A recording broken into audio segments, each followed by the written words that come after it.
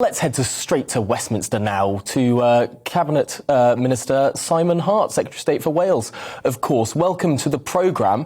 First of all, let's continue this discussion on energy. Why on earth has it taken over a month since the Prime Minister said an energy strategy would be announced in just days?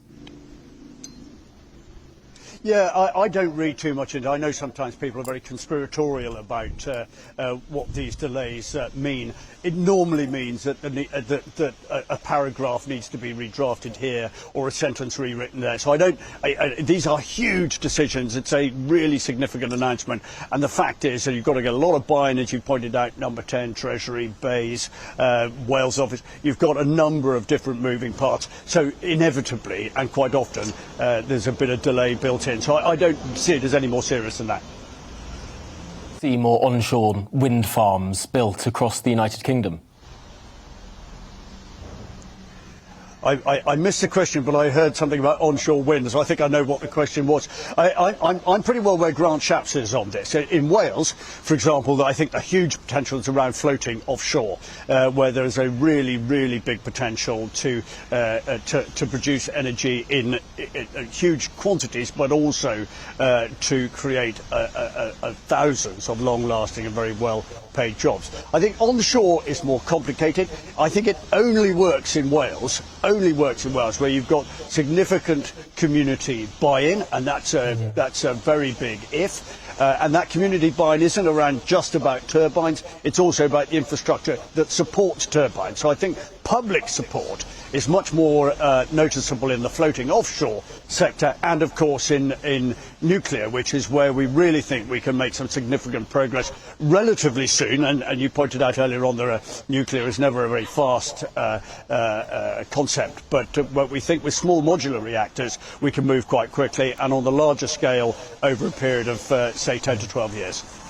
And of course that is going to be a significant benefit to the country, but in the long term, in the short term, people are facing an energy crisis, indeed a cost of living crisis, affecting the pound in everyone's pocket. The Chancellor, in his statement last month, didn't quite seem to meet the moment. People being dragged into higher tax bands, the tax burden, the highest since the days of Clement Attlee.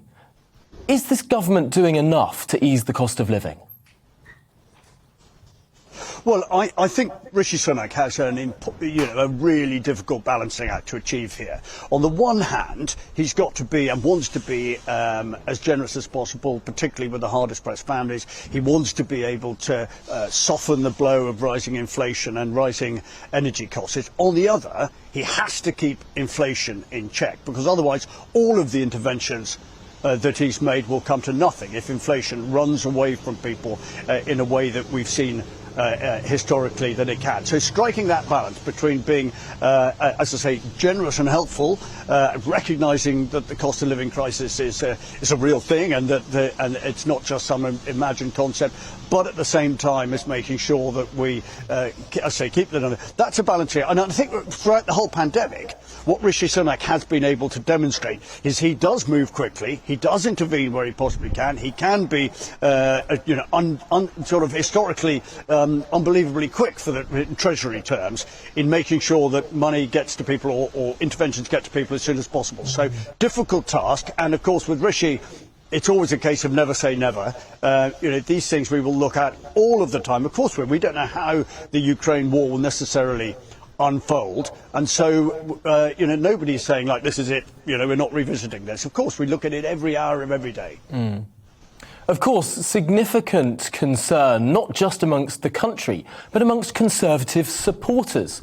Just this morning, the Conservative Home website published a poll, a survey of Conservative supporters, which shows that Rishi Sunak has tumbled down to being third from the bottom of that survey on just plus 7.9. You yourself, Simon Hart, on this particular survey, have more than double the approval of the Chancellor amongst Conservative members.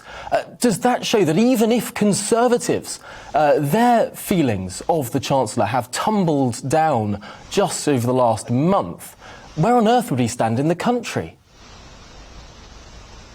Well, I don't think that that's probably. I'm a little bit sceptical about online surveys. Anyway, tend to be a bit self-selecting for my taste. But I think, for me, what it demonstrates is that Rishi Sunak could have been populist. He could have made his decisions based on what some online poll on Conhome was going to make of him. He hasn't. He's taken the decisions he's had to take in the best interest of the UK.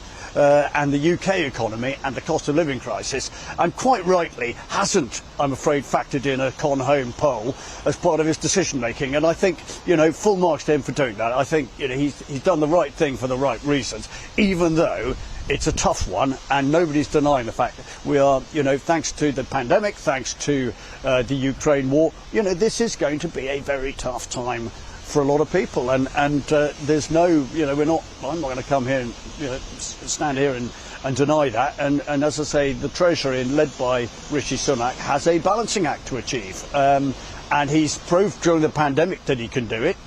This is another challenge. I suppose the worry there is when we're looking at the conservative websites of this world saying that Rishi Sunak isn't cutting taxes enough, and all of the left-wing websites and voices of this world saying that he isn't spending enough on benefits. You sort of have this age-old problem that Margaret Thatcher used to describe. If you stand in the middle of the road, you get hit by traffic on both sides.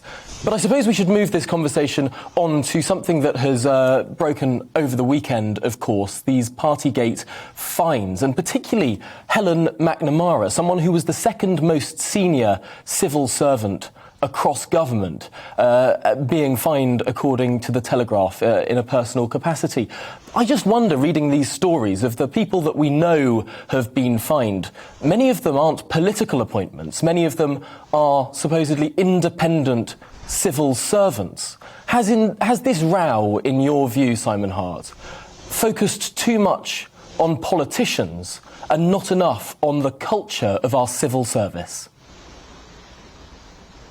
Well, I don't know the ins and outs of that, and I'm not part of the police investigation or the Sue Gray investigation in all of this.